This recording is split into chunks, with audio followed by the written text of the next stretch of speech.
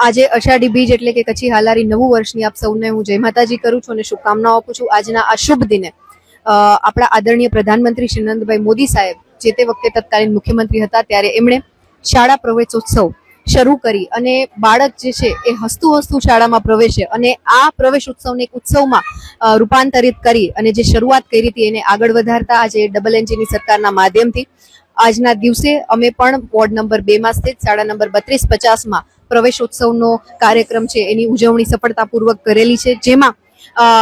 વાલા વિદ્યાર્થીઓને આવકારીને સાથે સાથે પર્યાવરણના જતન ઉપર એમનું મંતવ્ય શું છે એની ચર્ચા કરી અને વૃક્ષારોપણ અને એમને દરેક વિદ્યાર્થીઓને કમ્પ્યુટર લેબનું પણ ઉદ્ઘાટન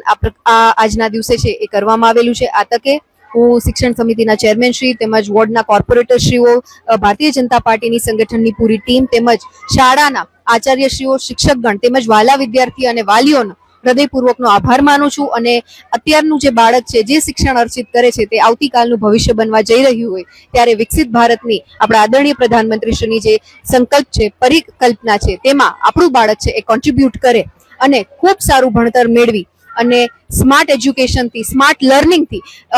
વિકાસના પથ ઉપર અગ્રેસર રહી અને ખૂબ પરિવારનું નામ, જામનગરનું નામ ને માં ભારતીનું નામ રોશન કરે એવી અભ્યર્થના કરી અને પુનઃ આપ સૌને અને આ શાળા પ્રવેશોત્સવ મહોત્સવમાં આપ સૌને સમગ્ર ગુજરાતની તમામ શાળાઓ અને વાલીગણને હૃદયપૂર્વકના શુભકામનાઓ.